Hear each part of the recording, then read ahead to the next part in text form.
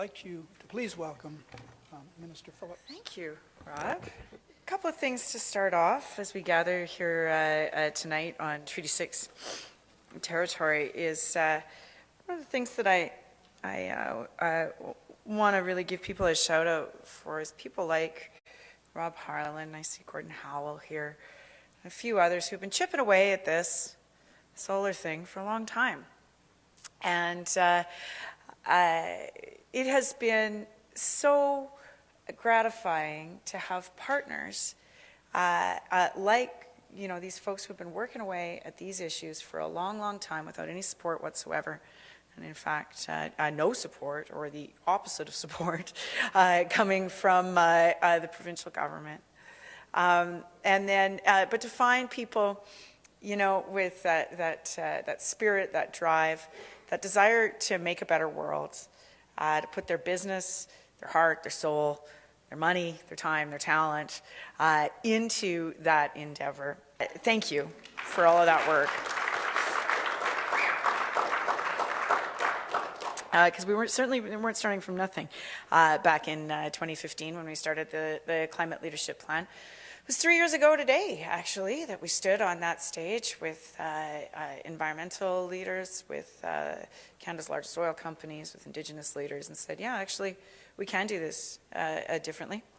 We can get ourselves out of some of the corners that we've driven ourselves into as an economy, as a province, as a country. A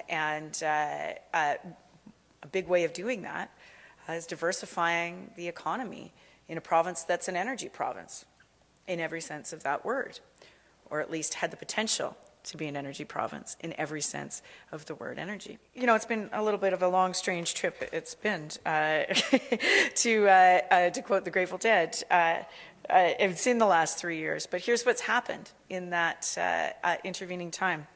Solar capacity has grown by 500% since 2015. We now have farms, municipalities, Indigenous communities, schools, homeowners, businesses, nonprofits enjoying more solar incentives than are offered in any other Canadian province. And we have seen solar installed in almost every corner of the province as well. In the last 18 months, there have been more than 950 residential and commercial solar installations completed, 335 million kilowatt hours of electricity out of those efforts. By 2019, the whole point of all of this is to reduce our greenhouse gas emissions, because it'll come as a shock probably to no one in this room, but to others it certainly comes as a shock that climate change is real. So the point here is to reduce our greenhouse gas emissions, right? Well, we have done so by 500,000 tons, the same as taking 70,000 passenger vehicles off the road. With all of our efforts last year, I just want to report to you, this is something that we're now starting to get some data on. We reduced our greenhouse gas emissions last year in Alberta by 11 megatons, which to some of the climate nerds in the room will mean something. To others, it might not mean anything. That's roughly the annual emissions of the province of Newfoundland. And we're on track. That within a few years, we will have reduced our emissions by by twice Manitoba. So that's where we're at. But 1 year of the full implementation of the Climate Leadership Plan last year, 11 megatons that didn't go into the atmosphere that otherwise would, my friends. It works. On the community level, the Alberta Municipal Solar Program has supported 60 projects representing 28 municipalities since its launch in 2016. I see some folks here from the Municipal Climate Action Centre.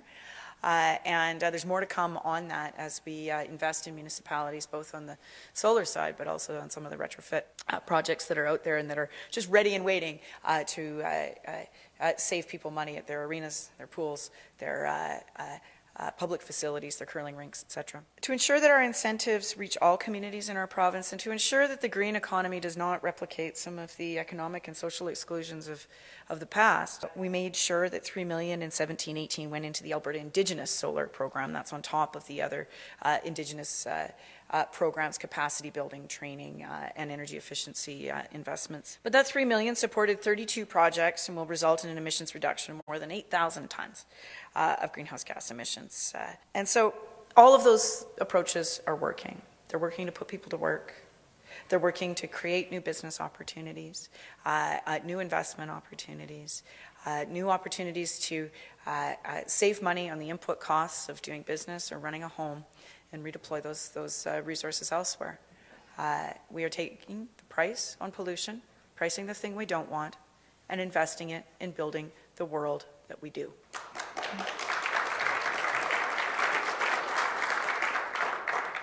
So Rob mentioned the Brooks Solar Plant, which is about 17 megawatts of our overall 50 right now being generated in Alberta in solar. But today I announced the Community Energy Program, and I don't know if, probably not the whole room, heard about that announcement because people like to cover things other than my $200 million announcements. But so yeah, $200 million going set aside for community energy projects. These are projects between 5 and 25 megawatts. Program details are being worked out by the Alberta Climate Change Office. The idea here is that communities, whether they're ag societies, whether they're Indigenous communities, municipalities, cooperatives, nonprofits of various kinds, can partner with solar developers or proponents if that makes sense for them. Or go at it in the very beginning alone, but there's lots of stuff in the regulatory queue that's looking for a home. And there'll be a competitive process. It's not unlike the renewable energy program that we deployed for the big guys. So a contract for difference program, whereby there'll be an application process, and it'll be competitive, so the market will rule in terms of what the actual firming price is. It won't be government setting that, it'll be the market players.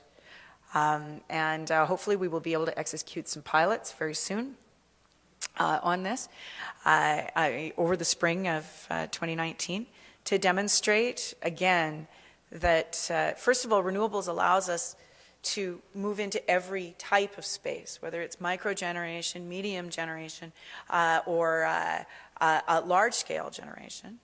But also that as the grid decarbonizes, there's opportunities beyond just the big companies and the big generators. There's opportunities to really decentralize the economic benefits of making energy and making electricity. And you don't have to be a big company then to benefit from that transition to renewables. You can be a cooperative. You can be a rural electrification association. You can be an Indigenous community, a rural municipality, an urban municipality, whatever the case may be. You can be a small group of people who want to pool their RSPs in some kind of cooperative arrangements in order to invest cooperatively in a solar project. Again, so it took me a while to get this piece of the Climate Leadership Plan over the line for reasons. Life's busy. And lots of intricate policy work going on in the electricity system, no question about that. But this is the sort of stuff that lives in my heart. And this is the sort of thing that I know is part of being fundamentally Albertan, that we want to work together to solve problems. We have a very rich heritage of a cooperative movement and of, in particular, rural communities coming together to solve problems. It's kind of an untold story in many cases in the history of this province, but it is there and it is real. And I know that this program, just like every other solar program and every other renewable program that we've brought in, and many of the efficiency programs as well, going to be oversubscribed. And I don't like making predictions in my line of work, but I know that it will be, because I know what kind of interest and enthusiasm and energy is out there across this province to take advantage of the energy transition. So that's really exciting stuff. Just to kind of wrap this up, I'm not going to talk too much more about some of the other programs that you know are out there through economic development and trade and some of the supply chain stuff, because of course Rob's brought people here tonight to talk to you about that. But I just want to leave you with this. All of this is about taking action on climate change, but it's also about us being who we are as Albertans, which is an energy province. And it's not a question of going forward or going back, I don't think. It's a question of we're all going into the same reality, which is a carbon-constrained reality where we need to make our economies, our social fabric, our institutions, our infrastructure resilient to the reality of climate change. which is both that carbon will be constrained and it will be priced, but also that there are a tremendous number of opportunities in solving problems. We can either be part of that and open the door to those opportunities, whether it's in solar, whether it's in clean tech in the oil and gas sector.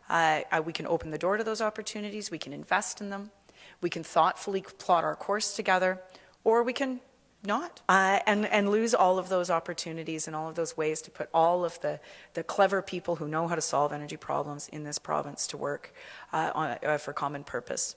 So that's the choice before you folks in the next few months. I know what I'm going to do to make it real, and I hope that that choice is as clear for you too. Thank you.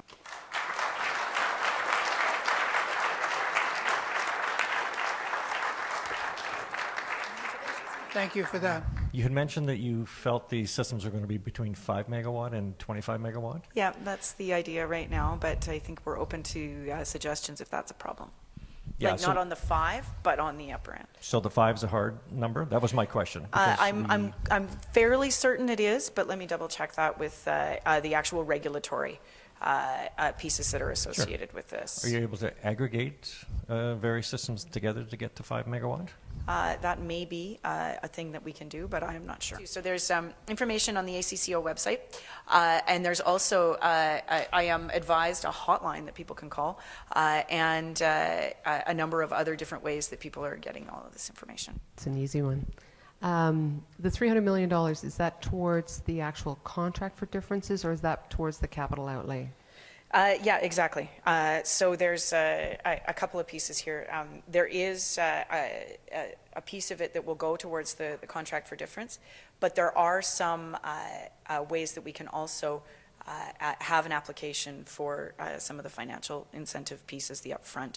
What we heard, though, mostly, this was my question to officials from the very beginning, but what we mostly heard, price, that was the issue in terms of getting some of these things built, more than anything else.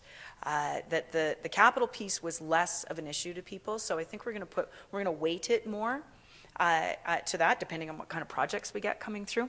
I should add, too, that 50 of the $200 million commitment is carved out for coal-affected communities. So this is regardless of whether a community that used to generate coal, either west of Edmonton or Forestburg or down at Hannah, regardless of whether that coal plant was phased out under Stephen Harper's regulations or post-2030 Rachel Notley's regulations, we are making sure that those communities have a carved-out amount of funds to be able to negotiate and get community generation projects put together for them. It's part of the overall piece around workforce transition, workforce training, other economic development opportunities for those communities. But some of them, Hannah in particular, I mean, they've got the wires, right? So they've already got some advantage because, as I don't think I added, these are distribution-connected projects. I'd just like to ask the question, if, let's say, a program does become oversubscribed, is there opportunity to get that topped up and made whole, or do you see that? Yeah, well, this has sort of happened over the course of the last couple of years as we've put out both efficiency programs, solar programs of various kinds, that some programs are way oversubscribed and others less so, especially in the Efficiency Alberta. Most of them are oversubscribed, but sometimes things shift, and we do shift things around. That's why we topped up the incentives for solar a couple weeks ago, because we were finding that there was uptake in some sectors and not others. We had a bit of funds to play with. As we move into Q3, I'll just get governmenty for a minute, then budgets start to sort of form, right? And you can kind of see, especially in the energy efficiency world, where we've had more uptake and less. So you'll see us adjust over time and respond to what the market's telling us, what stakeholders like the Solar Society and others are telling us, and what businesses various kinds of business and industry are telling us. I'd like to know what thought process and efforts you might be making to ensure longevity of programs, especially in terms of topping up some of these systems as they run low on funds, particularly in distributed and micro generation, where you have the most benefit to gain, even though at a slightly higher cost premium. Yeah. should the worst happen and you no longer exist in 6 months? Well, should the worst happen and we're no longer in government, then all of these programs go away. So enjoy that, because that's real. Because they're all paid for by the carbon levy that people say they're going to cancel. Now, the federal price will be imposed, and the federal framework doesn't have much in the way of investments in energy efficiency or those kinds of things. So you won't see the same kinds of programs that we've built here in Alberta being imposed in Saskatchewan after January 1 of 2019. When the feds exercise the constitutional authority that it's very clear that they have. So that is a thing that's real. I just wanted to clarify that the Municipal Climate Change Action Centre has pre-issued funding so that they're good after the So they'll tick along, but who knows what will happen. We can't, in any event, we can't bind future legislatures. We can't bind it if we're in government or we're not. And so those decisions will get made at that time, right? But there is no question that there are folks who are saying, yes, we need to continue to do this, and folks who are saying that we don't. And I'm wondering whether PACE financing can be used for communities program. So PACE is a financing mechanism, right? And it is also being administered by Energy Efficiency Alberta, and that administration does come with it a cost, which is being funded by the carbon levy. So who knows? But the fact is that obviously we're committed to that form of financing. The contract for difference is a yearly kind of settling out of whether the price goes over the strike price or under it. So it's a little bit different. It's not an upfront financing mechanism. As for PACE applying to community projects, PACE gets put on your like if you want to get a PACE loan after January 1st, and once your municipality has enabled it through the bylaw and so on, that goes on your property tax roll, right? It's basically like a local improvement tax that you are paying, but you are paying it voluntarily, is essentially its structure, right? So you would have to have someone who was paying that in order to qualify for that form of financing. We'll have to look into whether it will, you'll be able to finance it on your property taxes for a larger project. My instinct would be no. And the reason for that is that PACE is designed for microgeneration projects that are sized to fit to the particular property in question. Energy Efficiency Alberta has got a mandate to increase awareness and promote design and deliver programs and develop energy efficiency in the renewable energy industry. And they're actually fairly broad in their suite of programs. The solar program that we're all familiar with is only one part of it. A good major portion of it is all around energy efficiency, both in the residential sector and the commercial sector. Some numbers for you. This is all based on fiscal year 2017 to 2018. This represents an achievement in 1 year of all of their programs. So basically $330 million in terms of energy savings, which includes 3.4 million tons of greenhouse gas emissions abated and a whole bunch of water, 12 million cubic meters of water, to savings in terms of economic growth of $475 million. And this has been really utilized all over the province. In fact, I think every postal code in the province has taken advantage of the energy efficiency programs. They've also are saying that for every dollar invested, there's been a return of $3. I didn't see those calculations, but they're basically saying that this calculation is discounted for social costs and the actual administrative costs of the program. So really quite an impressive achievement for 1 year. So speaking directly to the solar program, they have some goals. It's really designed to increase the capacity and the awareness in Alberta around renewable energy and the possibilities of renewable energy, and really support the establishment, supporting the alignment of solar installer training and certification as well. So the number they put on their goal is 45 megawatts DC installed by March 2021.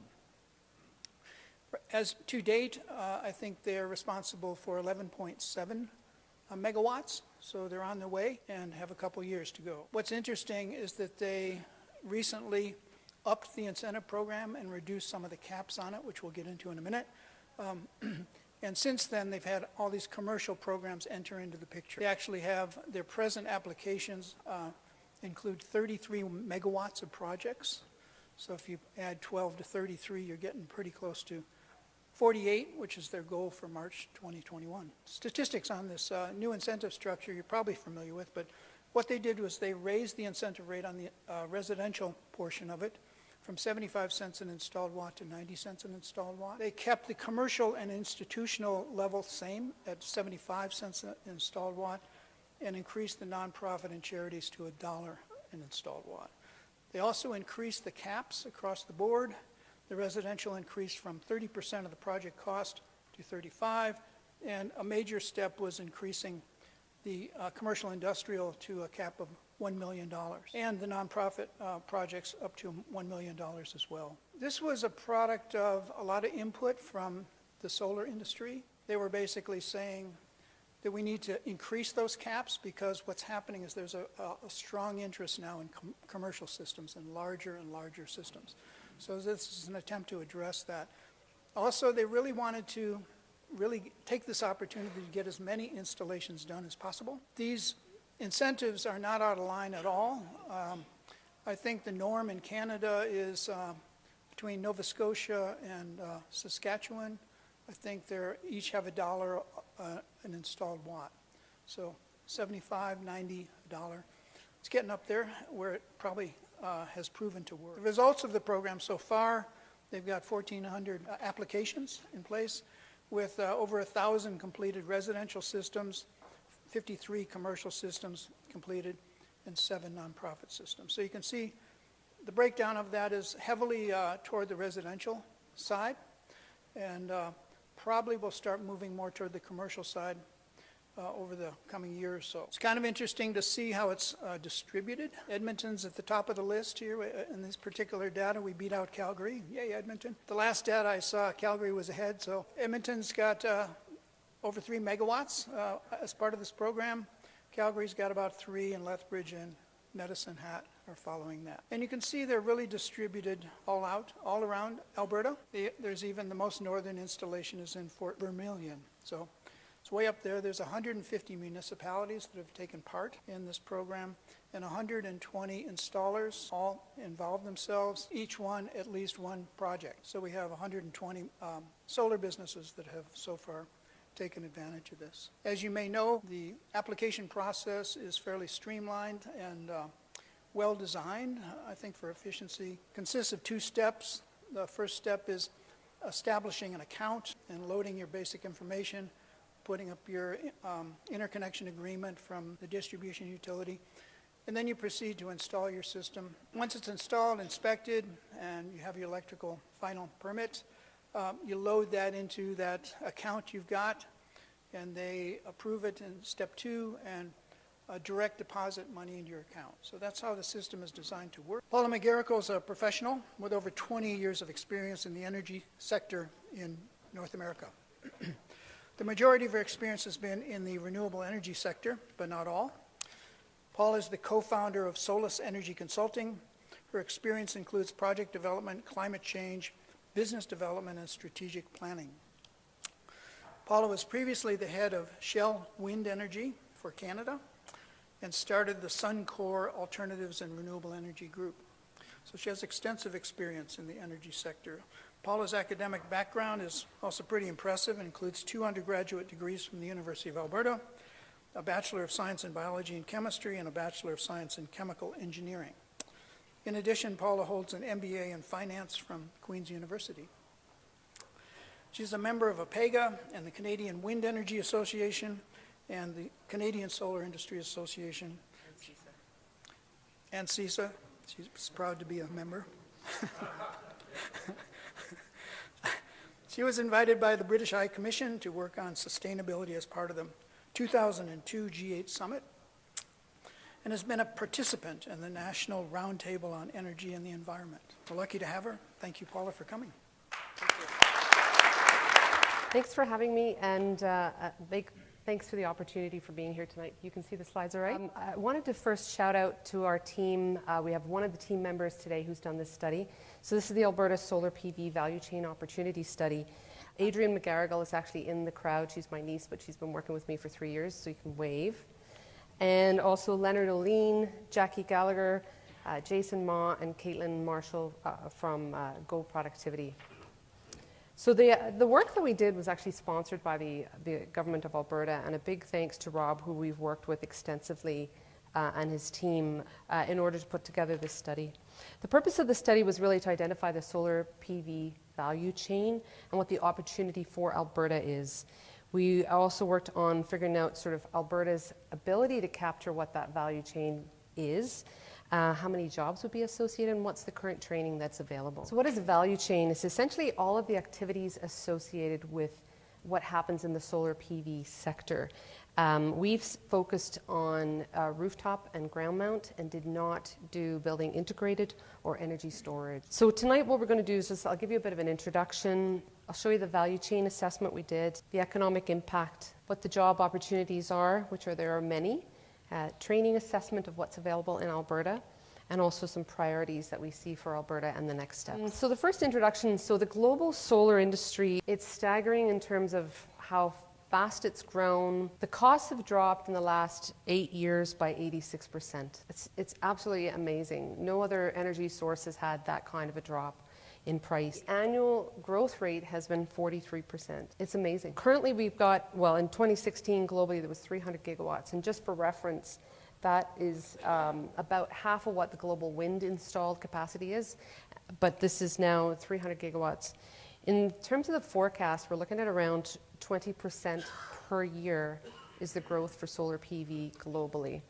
If you think about oil and gas growth, well, oil and gas is much larger, but oil and gas is growing at around 4 to 5% per year. That's forecast in Western Canada. So the growth projections for this industry are really quite staggering. We've heard tonight about the Climate Leadership Plan, 30% of energy from renewable energy by 2030. And also solar resource in Alberta is absolutely amazing. I was driving up here today on the bus and looking outside, and it's glorious sunshine, cloud-free days. We have amazing resource. And our resource is similar to that of Miami, Florida. It's similar to that of Rio de Janeiro. And people are quite shocked when I tell them that we actually have a really good resource here. But to Albertans, this is not a surprise. So here's where Alberta is today, and you've seen a few numbers floating around tonight. But by June of this year, we had 43 megawatts deployed. Is it AC, DC? Depends on who's reporting, et cetera. It's around 43 megawatts. In the ISO connection queue as of August, we had 86 projects for 4,547 megawatts. Does that seem like a lot? Well, given the fact we have 16,000 megawatts installed today in Alberta, yeah, that's a lot. Today's businesses, we coalesced the two directories of CISA and also CanSIA, and we had about 305 solar businesses that are based in Alberta. And 80% are really focused on rooftop solar applications. So the majority of the businesses are all focused on essentially rooftop applications. There are 16 training providers in Alberta. 7 of them are focused exclusively on rooftop residential applications. There's a few online courses that are available, and then the other ones tend to be just sort of more general in nature. Here's just a picture of Brooks Solar. We actually worked on this project, 17 megawatts DC, around 15 megawatts AC. It's obviously in Brooks, Alberta, because this is why it's called Brooks Solar. And this is the first distribution connected ground mount system that we have in Alberta. Our company, Solus Energy Consulting, did all of the constraints analysis and all of the regulatory permitting associated with that. In terms of the scope of the analysis, what was really, we had a timeline to out to 2030, include rooftop and ground mount, and Alberta deployment only. So we looked at deployment only here. We did not look at export opportunities whatsoever. What was out was we did not look at building integrated PV, we didn't look at energy storage, we didn't look at R&D. That just sort of gave a bit of the boundaries. In terms of the methodology, we first started out, we needed to have a deployment scenario. We actually borrowed from a study we did from the Canadian Solar Industry Association that we did for them the year prior, and we had a deployment scenario. So we started with that, which essentially says, how many megawatts could be built by 2030? How many megawatts? Is it small? Is it big? What could it be? We then applied a value chain model. We actually borrowed a study from Ireland that had quite detailed resolution on value chain, both the life stages and the value chain components in order to have the breakdown. We then applied some cost estimation. We do a lot of cost estimation for large-scale solar, and we relied on friends and family to give us some costing on the smaller scale projects. We then looked at the total value for each life stage and each component, and then after that we figured out the jobs based on all of the value. It was a lot of quantitative analysis. It was a lot of putting pieces together of information that didn't quite match, but having to provide a bit of a professional opinion on how these things come together. So the Alberta deployment scenario was, the one we use is really about 3261 megawatt DC deployed by 2030. We're currently at 43. So in about 11 years, we could actually have this deployment trajectory. This was based on what has happened in the US and what is forecast to happen in the US. So we modeled this scenario based on what has and will happen in the US. And then we had it also broken down by utility, community, farm, commercial, and residential. And you can see that the majority of the deployment is really in the utility scale. And we can get into it later, but the majority of the individual applications is all in the rooftop applications. So they'll have a lot more applications, but the big megawatt size is all in the utility scale. So in terms of value chain assessment, essentially there's 6 life stages of solar PV. Development, essentially finding the land, accessing the rooftops, doing the design work, the manufacturing of all of the components. And for us, we defined manufacturing as anything that didn't happen on site. Installation, operations and maintenance, and then we also included decommissioning. This is a little hard to read, but when you get the report, it's all broken down in great detail. And essentially, these are the life stages that are in there, 1 through 6. Development, design, manufacturing, installation, commissioning, operations and maintenance, and decommissioning. We've put in the percentages of where the value is in terms of the first is the capital expenditures, and then over there on the right-hand side is really the operating costs. So development is 9.6% of the value, design 3.8%, manufacturing 67%, install and commissioning is 18%, and then on the O&M side, 90% of that is during the life of the asset, and then decommissioning at 10%. Within each one, then we've then broken down each of the components for each block or value component within that. But in the report, you'll be able to see this in great detail. So ground mount is slightly different. There's more components in the install and commissioning and a little bit more on the manufacturing. In terms of the breakdown on rooftop and ground mount, you can see that they're actually quite similar in terms of the expenditures. There's about 69% of the expenditures is really on manufacturing. And that's anything that's off-site, that has to be done off-site and brought to the site. And the C development is around 10%. Design is between 3 and 7%.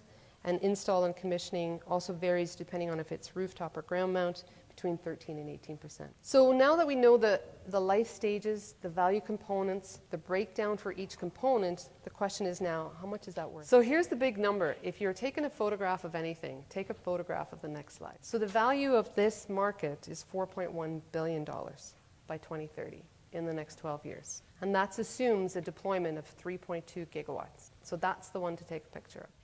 The breakdown in this is really saying that 60% of the Alberta solar PV market is focused on manufacturing, 2.3 billion, and together development and design life stages account for 20% of the value at 0.8 billion. The installation life stage accounts for 17% at 0.7 billion, and O&M accounts for 7% of the total value, 0.28 billion.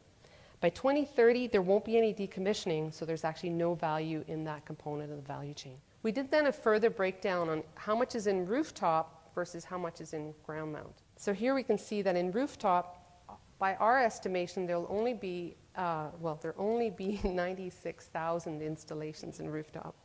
How many are there now, Gordon? 3,000? So we have a ways to go in the next 11 to 12 years. On ground mount, we expect maybe 99 applications. We also made some assumptions on the size. So for rooftop, we assumed 8 kilowatt DC. And for on the ground mount, we assumed around 100 megawatts. So that's a total installations of 96,000. But you can also see that the majority of the value is in the ground mount applications, in the capital expenditure side, whereas the rooftop market is 1/3 that of the ground mount market in terms of value. But the number of applications are staggering in the rooftop applications. In terms of where will this be done, where will we put these solar modules? Well, obviously where it's sunny, and Alberta's sunny. But we did a bit of a geographic breakdown, and part of this leans on the previous study that we did, where we actually looked at deployment rates, housing rates, buildings, the number of buildings. We also applied a number of estimates on structural compatibility and actual deployment rates through multiple studies. And essentially, along the corridor is where the majority of the rooftop applications are, primarily because that's where the houses are and the residences are. And so Edmonton is I know it's leading at the moment, but apparently may not be for long. That Calgary tends to have more buildings projected out to 2030. And then you can see that the solar resource on the left-hand side, it's really not that different. It's maybe about a 10% difference in resource from sort of Edmonton, Fort Saskatchewan down to Lethbridge. It's not that different. It's sunny here, and it's sunny all over Alberta. In terms of ground mount applications, they will typically be obviously within about 10 kilometers of any kind of a transmission line, distribution line, or substation. Once you start to go beyond 10 kilometers, the economics are then detrimental. So typically within 10 kilometers of any of those utility corridors is where the ground mount would be. So now that we know how much the big prize is, then we say, well, how do we know how much Alberta can actually attract from that based on our current competencies? So we pulled together the database of 305 companies in Alberta that are on these directories. And we did an evaluation, and it was a qualitative assessment that was really based on the capabilities as we know it today. So it's the number of companies providing specific services, the depth of experience. We're small at the moment, but we're growing, but we have competencies. So where are these competencies lied?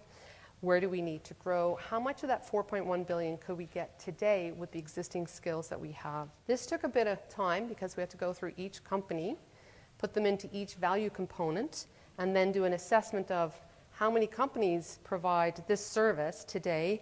Have they done it in solar before? Could they transfer their skills over to solar, or is this brand new for everybody? So there might be some room for interpretation. We did our best. Rather than somebody saying, hang on a second, we do that so well. There may be mistakes. So we did this for rooftop. So each of the boxes are then either in red or green or different variants of green, etc. We did this for rooftop, and we also did it for ground mount. We marked manufacturing as essentially mostly in the red. We really don't have much, if any, manufacturing today in the solar value chain. However, what is there room to grow? What could we do? So that's the next section was really about, could we actually improve this? Where are we today? How much is it worth what we can do today, and could we improve this? So we divided up the $4.1 billion into 3 buckets, and it really says Alberta's current capacity based on the businesses we have today, the experience we have today, the capabilities we have today. The second one is what we could grow. Could we do this in Alberta?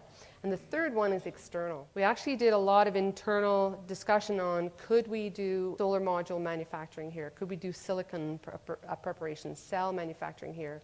We came to the resolution that within the next 11 years, given where the solar industry is today, is that it's likely not to happen in Alberta, particularly with the amount of capacity that's available in the Pacific Northwest. There's staggering amounts of silicon production, unit assembly, module assembly, silicon wafer production in the Pacific Northwest, and we didn't think we'd be able to compete in the next 11 years to be able to grab part of that value chain. But do not fear, there's a lot of value that Albertans can grab. So the first one is really about Alberta's current capacity. Today, with the skills we have, we could take 15% of that $4.1 billion. So that's around $630 million. And essentially where it is mostly in the installation side, electrical works, civil works, operation, development, design, site and system design. We already have people in Alberta who are doing site and system design. There's people in Alberta who are based here who are doing site and system design for solar all over the world, and they can do that here. So we have, these are the competencies and the value of our competencies today. The question is, what can we grow? So where we can grow is really about a few key areas. Oh, sorry, this is the breakdown of the 3 areas. So on the bottom right-hand side, you'll see Alberta's current capacity. That's $630 million, or $0.63 billion. Alberta's growth is $2.47 billion, $2.5 billion. That's 60% of the total of $4.1 billion is where we can grow. And the external value is really 25%, or $1 billion. So out of the $4 billion, Alberta can actually have $3 billion. So that's pretty impressive. The next question is, where is that? What is it in? The key areas are really these 3 life stages where we feel that we can grow into the areas. So it's development and design, manufacturing, and installation. So in development and design, it has all of the financing associated with that as well. So legal, finance, commercial, technical advisors, site and system design segments, they're each $100 million in terms of the allocation of the value in each of those. A lot of times the financing in the renewable energy sector is actually done out of Toronto. Not a lot is done out of Alberta. Legal, same thing. A lot of the legal firms are based in Toronto that have renewable energy experience, and frankly it's because of the solar FIT, the FIT contracts out of Ontario. It's about the history and the legacy. And so a lot of times the folks in Ontario are working on Alberta projects. We'd like that to come from here. And we think the legal firms in Alberta, the finance industry, should come from Alberta, and they can grab part of the value that's there. In terms of manufacturing, we don't think that it's all about the solar cell. It's about the balance of system and the other components. So it's really about mounting systems, racking systems, optimizers, inverters, microinverters, splitters, conduit, etc. So it's about those pieces, and that is a significant part of the value chain that Alberta could diversify into. So those are the 3 major component areas where we feel that Alberta has this growth opportunity. So in here, and when you get the report, you can zoom in. You're not going to be expected to see it right now, but you can see of the $4.1 billion, Alberta's growth opportunity value is in red. That breaks down to manufacturing, development, installation, O&M, and design, and then each one of those are then broken down into the further components. So when you get the report, bring it open to that big 11 by 17 page, and zoom in, and you will be able to read it because the font size is big enough. So one thing that did I slide? Oh yeah, here we go. In terms of the manufacturing opportunities, there's a lot of value in these, and even if people are only manufacturing a backsheet on the solar modules, given the fact that the size of the export market is staggering and the growth rate is staggering, even if you're doing one component of a solar module, the opportunity is massive. And so we see this as higher value components being part of the manufacturing, so inverters, metering systems, transformers, combiners, etc. I think there needs to be another study in this area that gets into a lot more detail about Alberta's manufacturing capabilities, what could be done here, how can we attract more manufacturing in Alberta that is solar based. And it's frankly because the rate of the solar industry growth is just staggering. How can we catch a piece of this industry that is growing like crazy? Even if it doesn't grow like crazy after next year, it's growing like crazy in the world globally. So how does Alberta stand to take a little piece of this entire pie? The next piece that I wanted to talk about, which is not particularly in our scope, but it's about research and development, and that the materials science and also energy storage, nanotechnology, these opportunities are emerging, they're innovative, and they're a wider part of the solar PV chain, and that we can't lose sight of these. There is some work happening in University of Alberta and University of Calgary in these areas, and we need to make sure that this continues to be part of what is funded in Alberta, and also that the engineering curriculum has the opportunity for undergraduate level courses in energy storage and nanotechnology and advanced materials. So this is very important because this entire world of solar is constantly changing. Energy efficiency is improving. The technologies are advancing. We need to be a part of this. So the export opportunities are rich. We've only focused on what the value is in Alberta. But with a global growth rate of 20% per year, we need to be able to look and position Alberta to be able to access these export opportunities. So let's talk about jobs. There's a few jobs required. So we actually did a bit of a database on all the jobs that are required for solar. And I just did a little word cloud here. But there's over 60 different job types that are involved with solar. They're diverse. They leverage existing skills in Alberta. Somebody who's doing stakeholder consultation for oil and gas can do stakeholder consultation for solar. People who are doing land, a landman or a land acquisition specialist can do it for solar as they can do it for oil and gas. Somebody who's a lawyer on financing can do financing for solar. So there's a lot of skills that can be transitioned over. In terms of the number of jobs, so our estimate on the 3.2 gigawatt is that that'll be around 9,800 jobs. Most of the jobs are going to be in ground mount, and you can see by life stage, a lot of them are essentially on the construction and installation stage. So that's the breakdown on the jobs. 2,700 jobs in rooftop, and the ground mount 7,000. The jobs estimate was done from the JEDI model, which is the Jobs and Economic Development model from the National Renewable Energy Lab in the US. So it's a fairly robust model. We've also vetted it against our internal construction management folks to see, does this make sense on the construction side? We vetted it with other players who are also doing O&M as well. Of those jobs, 58% of them have to be local. So the folks can do some stuff in Toronto, but 58% of all the jobs have to be local. So that is a total of 5,600 jobs that have to be done in Alberta. We had a look at the training in Alberta and what's available. So there are specific courses available for designing solar PV, installing solar PV, and commissioning residential rooftop installations. The training is heavily oriented to Alberta-based residential rooftop. We have a listing of them here, and we've listed some of the, also the online courses that are available as well. So have a look at those, and we've also listed what kind of certification they are, if they're NABCEP or CSA, or don't have necessarily a certification associated. We also looked at other institutions that provide any kind of anything on renewable energy, anything on sustainability, and we actually found there was a few programs that we didn't know about, but we uncovered. So the U of A and U of C have some higher level courses that are on renewable energy. They have, U of C, for example, has a continuing ed course on renewable energy technologies. U of A does have a graduate level course on renewable energy. Red Deer has an alternative energy lab, but they don't necessarily have courses on it. And then Lethbridge College actually has a Solar 101 for homeowners. We've just listed those as well. We don't really have any institutions that have like a master's degree in renewable energy. We don't have anything like that at all in Alberta. While in Europe, Denmark, in UK, you can get a master's degree in renewable energy. We don't have anything like that here. We also have a big gap on utility scale solar deployment training. We don't have any kind of training whatsoever, and so that would be a gap that we need to fill. Given the deployment possibilities on the utility side, we really need to work on that. So in terms of the training opportunities, conclusions, is that we have a lot of workers in Alberta that could be transferred over. Some of them don't know about the solar sector, don't have training on the solar sector, and are possibly interested. So we need to increase the awareness and the opportunities for transferring from existing skills over to have that solar experience. And we also need to continue support on the engineering education, on the research on energy storage and the PV material sciences. In terms of priorities, we've broken it down to 3 fundamental bases.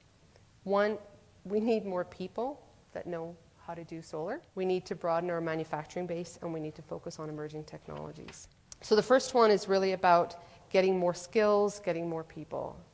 There's many of us in the room here. We're a significant size of the solar industry in Alberta, right here in this room. We need a lot more of us. So how do we get more Albertans into this sector? How do we transfer them over? I recently had a job advertisement in my company for a project manager. I had 160 applications. The majority of them were from oil and gas companies. There were people working in oil and gas as project managers that wanted to shift over. I ended up hiring people with 10 years of renewable energy experience. Both of them have masters, one from a country that has actually masters in renewable energy, whereas the oil and gas players just did not have that level of experience. So we need to be able to have courses and experience in order to bring them over. But there is some high interest out there for sure. The second one is really about broadening Alberta's manufacturing base, is that we have a lot of really high-end skills in Alberta.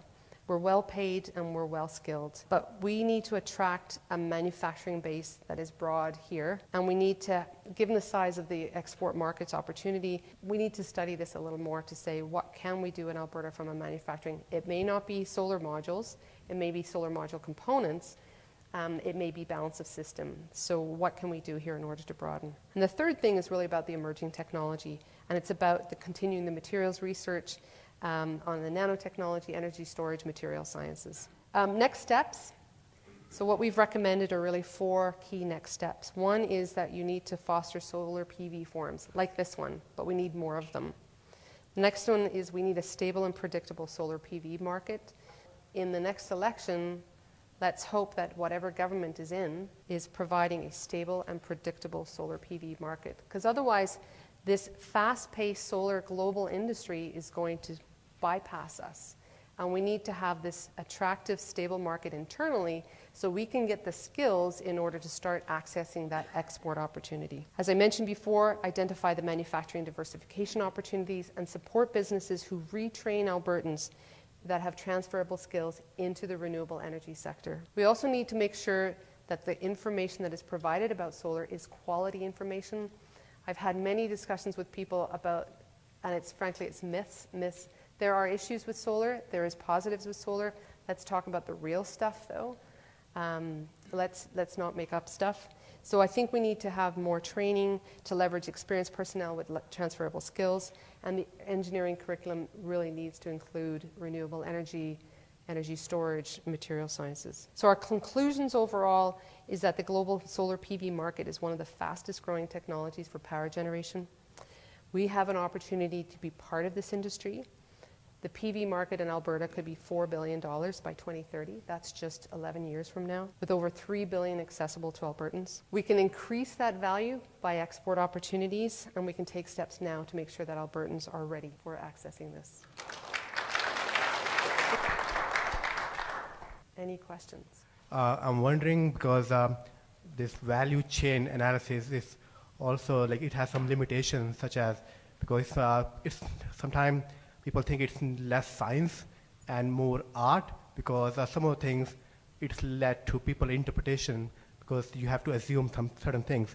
So I'm trying to understand what's the standard deviation on that $4 billion that you expect. So the value actually all depends on what the rate of technology improvements. So what we've done is we actually looked at the decline rates for the module and looked at GTM research for what the forecast for that is, and then we applied that. Is there a range for this? Absolutely. This gives us an idea of what the size of it is. It's used for that. It's not predictive of this will be. It all depends on the deployment rate. It also depends on the cost. The cost could shrink, which means that the actual value shrinks. However, we haven't tapped into the export opportunities here at all. So this is not a precise exact science. This is an approximation of what this value is. And that was the intent of the study. have you also looked into like what level of resources we need to achieve, but in terms of value, like how much investment Alberta has to do in order to achieve that $4 billion? That was not the scope of this study. Why did you choose to exclude energy storage? So what was the rationale? We've actually done separately. We've done a lot of studies on energy storage for Alberta Innovates. The report on that is probably coming out shortly. We had to limit scope. We had budget, scope, and schedule, so it was just limitation on that. I mean, if you want, we could do one of those on energy storage. My question is, for the energy storage system, we need to have the utility have the rate structure, so then we can use energy storage to take off the advantage of the off-peak utilities, and also need a rate structure to take off the cost of the demand charge for the client, right? But right now, I'm not sure if in the future, near future, in Alberta we have the change of the rate structure of the utilities. That's a great question. I mean, it's not within the scope of this, but I have done a lot of work on energy storage. So the Alberta Electric System Operator recently provided a study called the Dispatchable Renewables Study. And in there, they have identified themselves that their own rate structure is economically prohibitive for energy storage deployment in Alberta. They also talked to 32 energy market participants. 100% of all energy market participants said that the rate structure for DTS and STS, so demand transmission service and supply transmission service, is inappropriate for energy storage. So the ISO is aware of it. They know it's a problem, and they're looking into it. I don't think you should watch the space too quickly. It's going to be a long time coming for a change. But I agree. I'm curious if your study took into account the factor that PACE would have in terms of deployment and uptake. And we've seen in California what's happened to the solar market as a result of the robust PACE program there. We are not going to have that level of robustness here in Alberta because of constraints that the legislation and the regulation, the expected regulation, are going to have. But I'm curious if that was factored into your assessment. So what we did, because in order to sort of establish the trajectory, obviously overnight you can't get to 3.2 gigawatts. is to figure out the trajectory. And what we did is we looked at the average U.S. Deployment rates and the increase year over year. So we didn't look at it on sort of like New Jersey or anything like that, or California, because they'd be really high. We looked at the average and looked at it historically and also what's forecast for all of the U.S. to say, well, maybe we can mimic the entire U.S.'s history on deployment rates. And so that's how it was based on that. So we didn't do anything specific with PACE, because PACE came out after we were doing this study. The other thing is there would have to be a lot of assumptions, so it's not that granular in order to do the deployment. But will PACE help? Absolutely. The other thing that helps is, frankly, is the levelized cost of energy from solar is predicted to decrease by 25% by 2022. So this is, you know, the price of something is dropping by 25% in like just a few years, 3 years. That's staggering. In your calculations on your uptake and expected installations and business like that, particularly in your spread between your ground mount projections and your rooftop projections, in the commercial market, comparatively across the United States and across Canada, we have extraordinarily prohibitive rate classes that essentially, there's some rate classes that we literally just call the solar killers out in rural countries. Did you factor in those limiting factors for adoption when you were doing these things, because that impacts directly the amount of uptake and the scale and speed of uptake? So all of those answers are in the previous study we did for CanSIA. In there we looked at only physical limitations, so there's a lot of studies that identify what percentage of buildings are suitable based on shading, number of penetrations, structural capabilities of the roof, as well as is the facility leased versus owned. So we integrated those as what the potential was, and then with that potential, we then did a deployment rate. And what we found is that on the commercial buildings, they tend to be much lower for, because either the building is leased, and so the owner is necessarily going to put a solar system on because they're not necessarily getting the benefit and things like that. So those deployment rates, they're in that other study in great detail, but they are based on sort of what historically has been seen. The other thing we did is we did a review for the City of Calgary on 1,600 buildings to identify suitability and also prioritize the suitability based on the microgen. And we also married it up with what we saw in public databases and results and reports with our study from the City of Calgary to say, how does this work? And so we felt that this was approximately okay from a deployment rate. Two really simple questions. One, the 4 billion and the 3 billion capturable figures are over a period of 11 years. Is that correct? A total? That's a cumulative, yes, cumulative, that's right. Yeah. And did you, I just imagine that you couldn't help but toy a bit with this, because you're looking at models that show a constant growth rate, so an exponential. This one was, we had two other deployment scenarios which were linear, but they were kind of approximate. But what we've seen in the industry is, just like Gordon Howell sends out those monthly reports, is the growth rate in solar is non-linear.